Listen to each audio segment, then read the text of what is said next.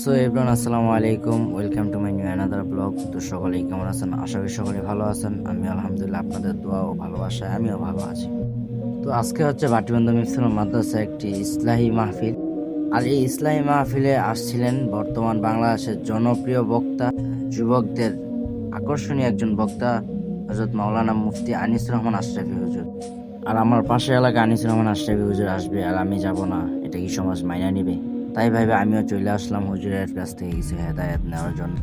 তো যাই হোক, এখানে আগে পড়েছিলাম এই মাদ্রাসায়। ওই মাদ্রাসা অনেক স্মৃতি রয়ে আছে, কারণ ছোটবেলার প্রায় শৈশবের 4-5টি বছর এখানেই কাটিয়ে দিয়েছিলাম।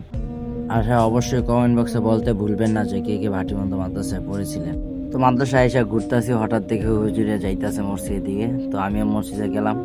আর মসজিদে যাওয়ার পর যে হুজুর এই কথাটা বলবে আমি কখনোই ভাবতে পারিনি।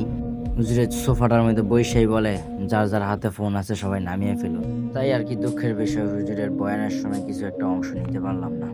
তো যখন হুজুর দোয়া ধরছিল তখন একটু ভিডিও করছিলাম, কারণ হুজুর দেখবে না। আর হুজুর ওই সময় বইলা দিছিল যার হাতে মোবাইল দেখবো তারে ধমক দিব। তো ধমক দিলে সবার সামনে বোঝানো তো কেমন সরম। তাই আর মোবাইলে ওই সময় ভিডিও বানাই নাই, হুজুরের দোয়া ধরছে মতন একটা ভিডিও ক্লিপ নিয়েছিলাম। তো হুজুরের দোয়া শেষ করে চলে গেছে আর সবাই মসজিদ থেকে বাইর হয়ে গেছে। দেখতেই পারতেছেন অনেক মানুষ হয়েছে, ভালোই মানুষ হয়েছে হিসাবে। তো আজকের ভিডিওটা এতটুকুই। ভালো লাগলে লাইক কমেন্ট শেয়ার করে দিবেন। আল্লাহ হাফেজ।